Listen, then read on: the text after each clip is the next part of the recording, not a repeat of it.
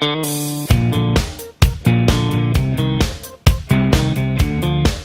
of the freedoms are so intangible, like the fact that our boys are growing up around champions. I mean, like we only surround ourselves with champions, and that's what those boys model and love, and who are their heroes.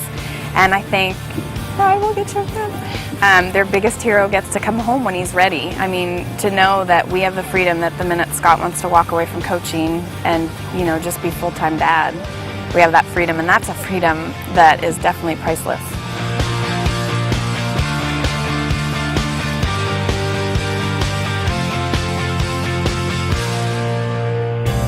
I think the team concept just comes naturally to us because that's what we've always been part of. We've always been part of a team from both sides of the fence, from the athlete side and from the coach's side, and we've seen like how a strong team can be like a strong family and have that huge sense of community, and together you can grow each other and not just yourself, and grow each other's success along the way. And it's much easier with the power of many than the power of one or few kind of isolated, as we learned when we first got started, when we were kind of the power of one or isolated. So. Yeah. It's so neat to know that the boys, like, who they see as role models, you know, they're people that don't quit.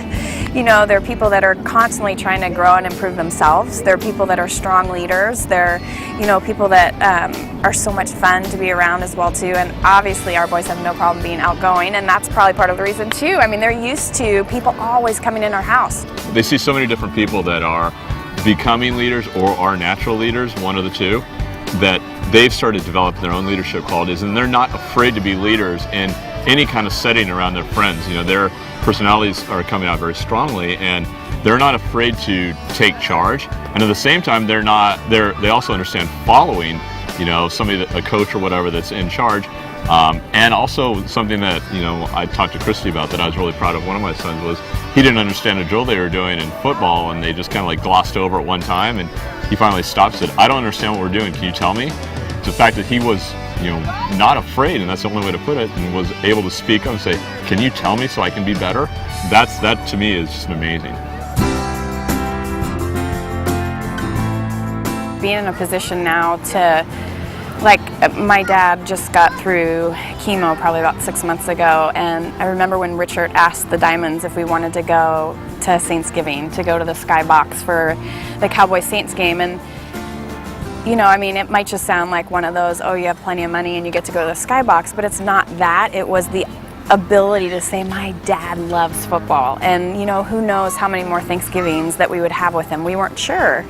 And to, without thought, be able to say, you know what, Scott and I will go, but we're going to bring the boys and my parents as well too, was just incredible. And to see him enjoy that game and know that that's an experience he would have never ever had otherwise.